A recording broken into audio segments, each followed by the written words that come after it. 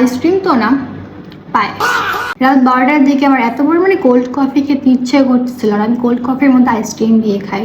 আর আইসক্রিমটা তো এত রাত্রে তো দোকানগুলো থাকবে না, তো যার কারণে আমি একটা ইউটিউবে আপুর কাছ থেকে আমি একটা রেসিপি নিই, যেটা হচ্ছে যে কোনো প্রকারের কোনো হুইপ ক্রিম ছাড়াই আমি আইসক্রিম বানাতে পারবো।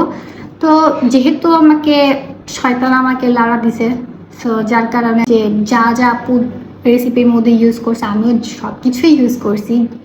আপুর আইসক্রিম অনেক সুন্দর পারফেক্ট হয়েছে একদম। আর আমারটা দেখাই আপনাদের,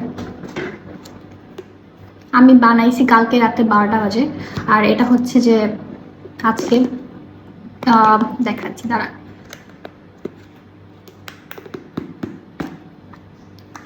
আমার বোন অলরেডি খেয়ে ফেলছে, এটা হচ্ছে আমার আইসক্রিম। আর অলরেডি যেহেতু রেখে দিয়েছি গলে গলে গেছে। আর হচ্ছে যে দেখাই,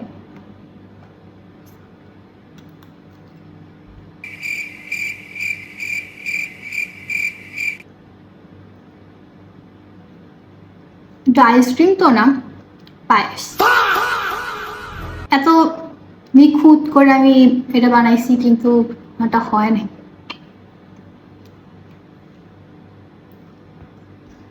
আইসক্রিম না, পায়েস।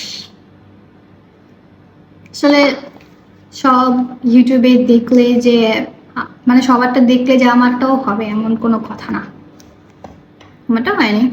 আর ইয়ার বলবো, ফেল।